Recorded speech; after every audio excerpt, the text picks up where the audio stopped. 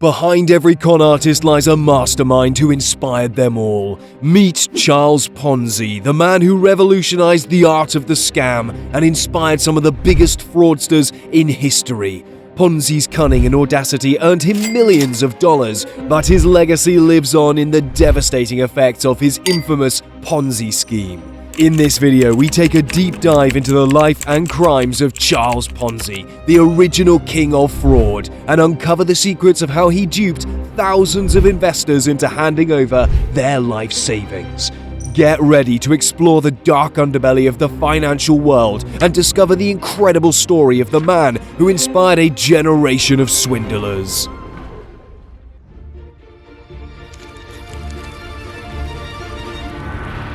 On March 3, 1882, in the rolling hills of Italy, a child was born into a family of once great merchants and public officials. Charles Ponzi, the son of a hard-working postman, was destined for a life of financial comfort. But fate had other plans. The family's fortunes had taken a turn for the worse, leaving young Ponzi bitter and resentful. Why should he, the scion of a once great family, suffer the indignity of the working class? These were questions that plagued him. He longed for the life of leisure enjoyed by his wealthy friends, a life free from the shackles of labor and the burden of financial worries. With the passing of his father, Ponzi inherited a modest sum of money, which he could have used to fulfill his mother's wish for him to attend college. But Ponzi had other plans. He squandered his fortune on the trappings of a high-class lifestyle, donning the latest fashions and dining at the fanciest restaurants in town. Nights were spent at the theater, the opera, or the casino, living it up with his wealthy friends. But as with all illusions, Ponzi's lavish lifestyle was unsustainable. The money ran out, and his studies had been neglected, leaving him with no chance of graduating. He could have taken a humble job as a clerk offered by his uncle, but the very idea of it repulsed him. In his eyes, he was far too good for such menial labor. Ponzi felt he had only one option left: to journey across the ocean to America to make his fortune there. It was a daring plan, a gamble that would set in motion a chain of events that would reverberate for decades to come.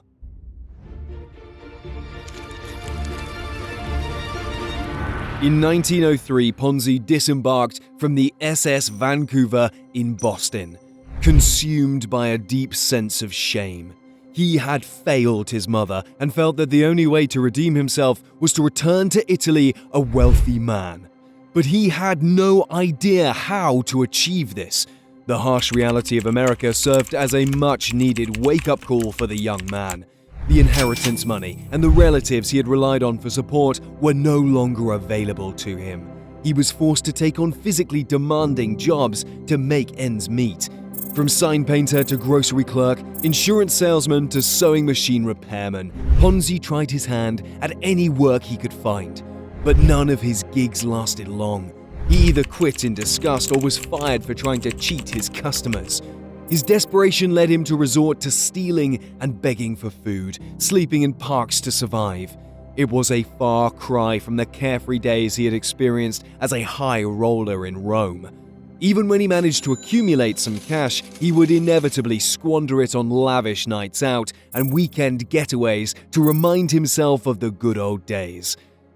In 1907, Ponzi traveled to Montreal, hoping to find a more welcoming and profitable environment.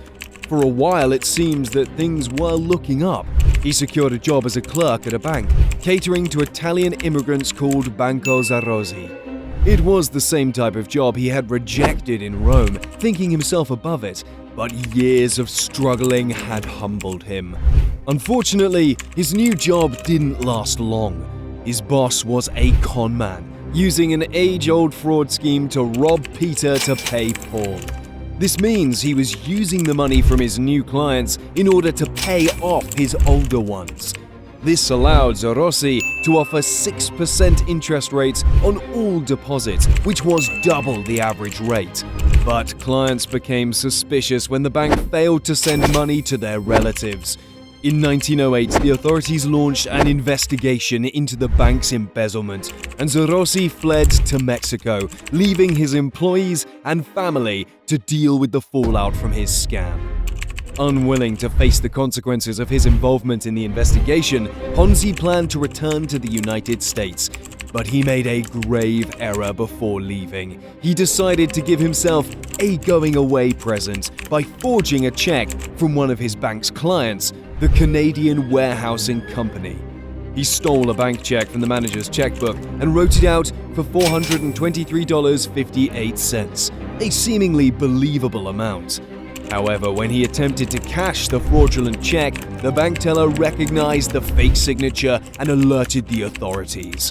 Ponzi was sentenced to 3 years in prison at St. Vincent de Paul Penitentiary. But that was just the beginning of his criminal activities.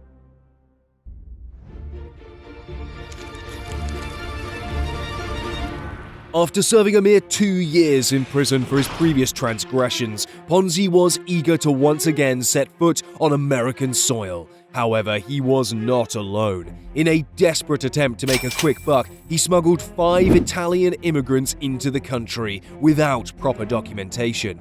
However, Ponzi's scheme was quickly discovered, and he was arrested once again.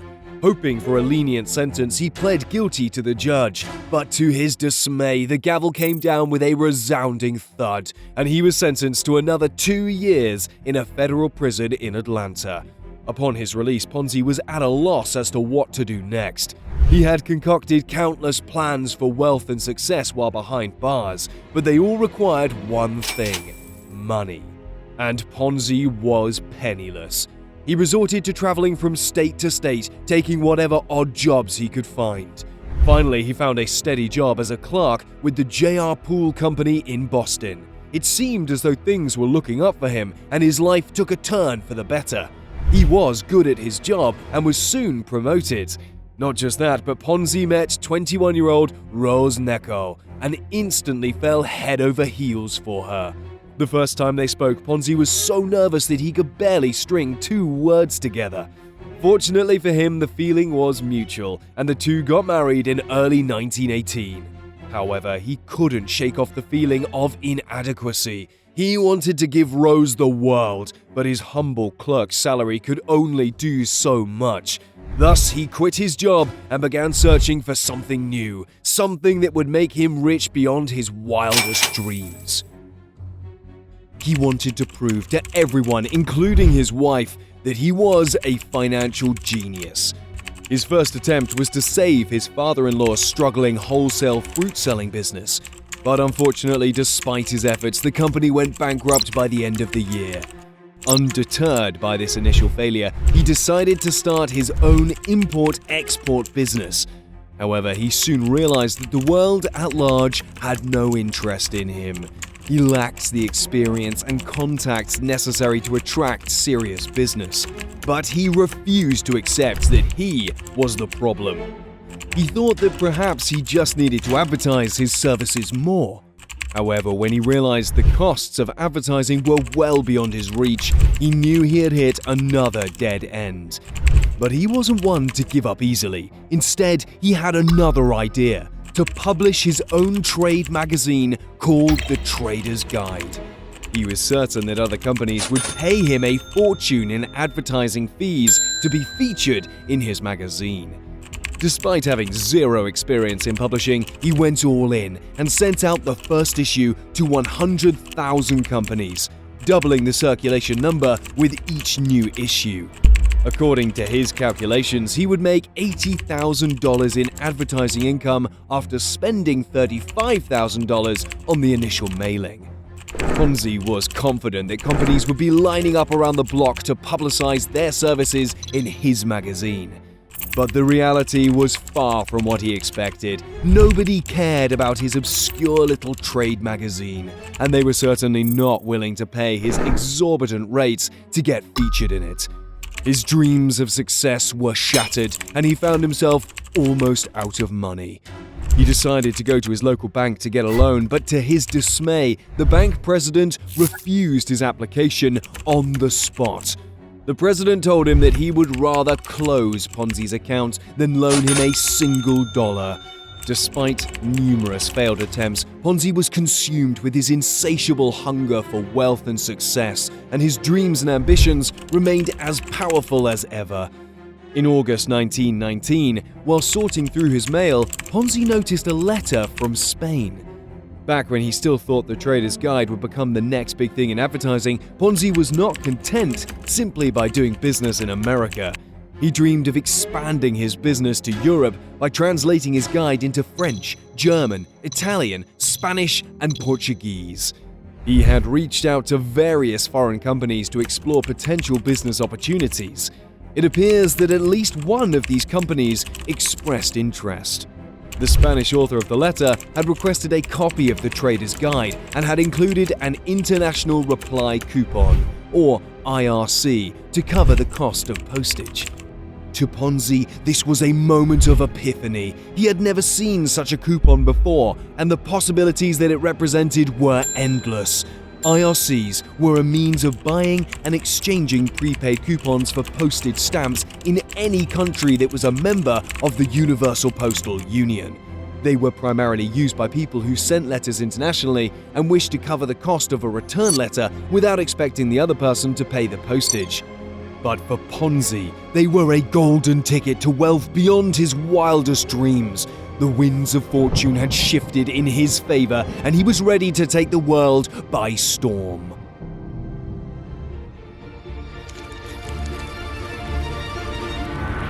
Ponzi was struck with a revelation. He had discovered the concept of arbitrage, a tactic that involved purchasing an asset in one market and selling it in another to take advantage of the price difference and generate a profit.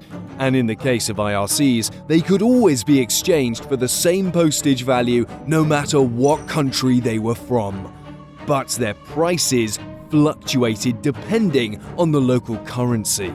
This meant that Ponzi could buy IRCs in Italy, where the currency had taken a significant hit, then redeem them in the United States for American postage stamps, where he knew the dollar value would be slightly higher.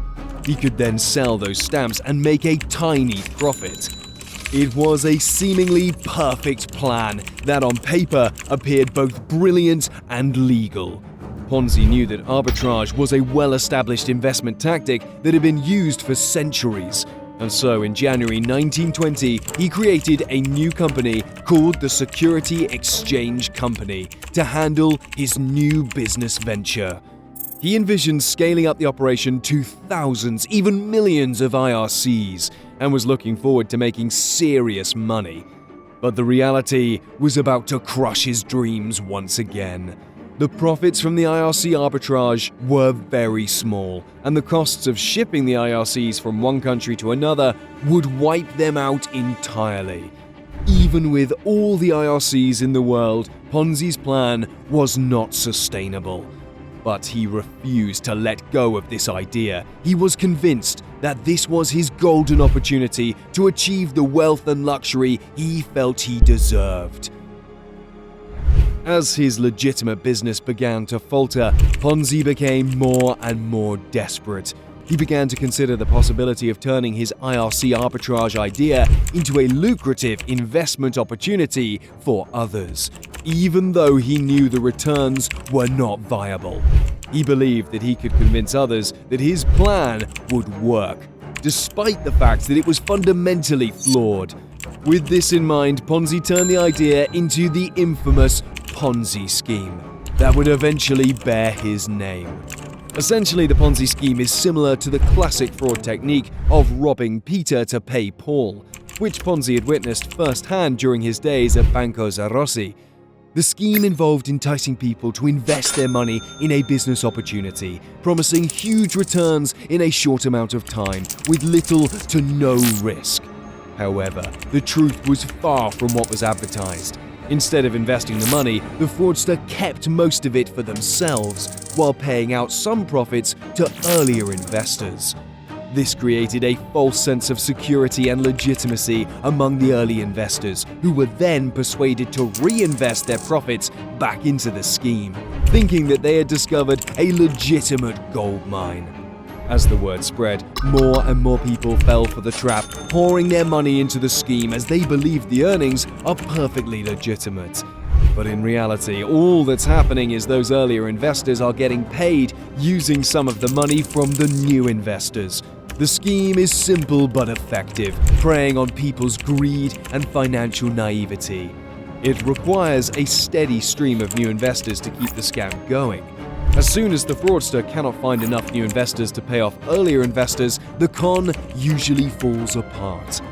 Even though the scheme was named after Ponzi, he was not the first one to do it. In fact, a New York bookkeeper by the name of William Miller used a similar approach to defraud investors out of $1 million in 1899. Even before that, a German actress named Adele Spitzeder is believed to have run the first ever Ponzi scheme in the early 1870s.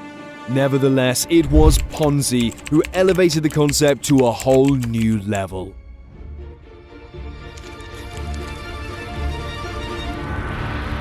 With a charming smile and cunning wit, he convinced thousands of unsuspecting victims to invest in his scheme that promised immense returns in a matter of days.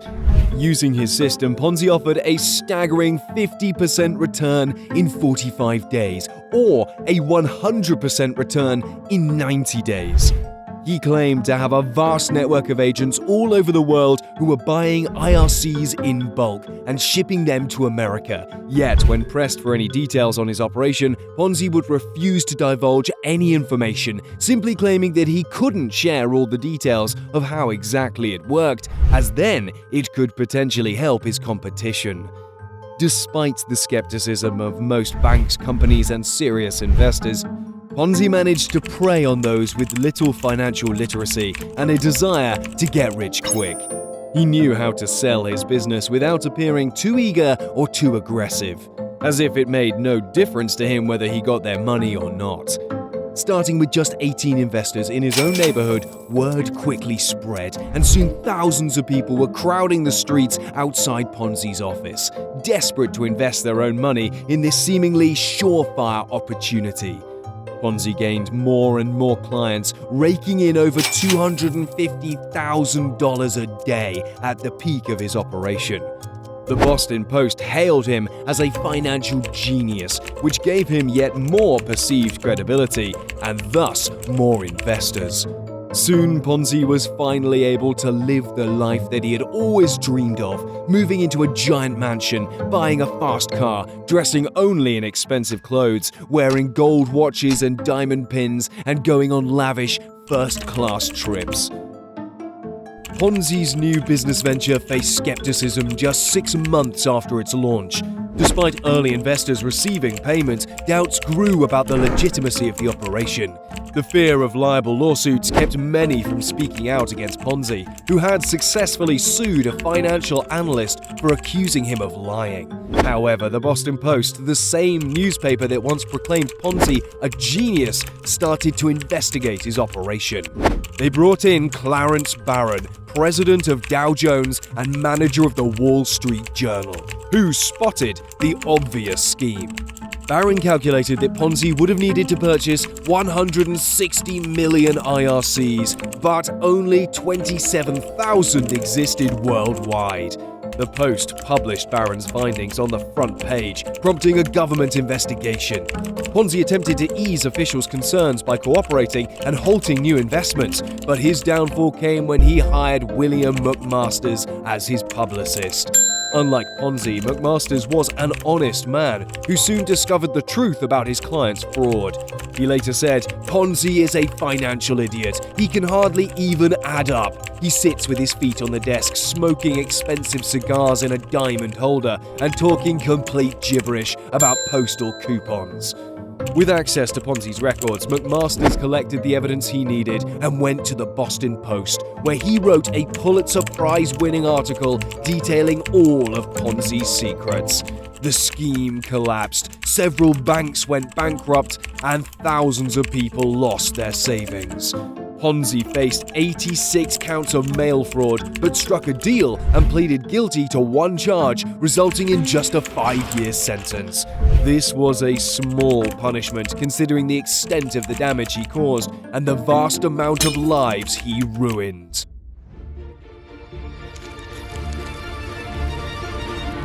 Ponzi is held responsible for stealing an estimated $15 million, worth $220 million today. But compared to today's notorious cons, the loss associated with this scam in 1920 might seem a pittance. But in the tale of Charles Ponzi, it wasn't just the size of the swindle, but the speed with which it was done. Ponzi was released after 3.5 years in prison, and this time, he was finally a changed man and ready to do some good in the world. I'm just kidding. As soon as he was released, he tried to pull off another scam. Aware that the government was hot on his heels, Ponzi fled to Florida, where he set up the Charpon Land Syndicate. His plan was simple: to entice investors to buy worthless swampland by promising them an outrageous return of 200% in just 90 days. However, his charm and confidence, which had once worked so well, had lost their magic this time around. No one was interested, and his fraud was soon exposed. With the threat of a lengthy prison sentence looming over him, Ponzi tried to make a break for it. Disguised as a sailor on board a cargo ship, he attempted to flee to Italy, but he was recognized and was arrested in New Orleans. Ponzi was so desperate that he reached out to President Calvin Coolidge and even begged Mussolini for help. But no one was willing to aid a man who had caused so much harm. He was a broken man, stripped of his wealth, charm, and confidence. As he faced deportation to Italy, his wife chose to stay in America and divorced him, leaving him with no money and no family.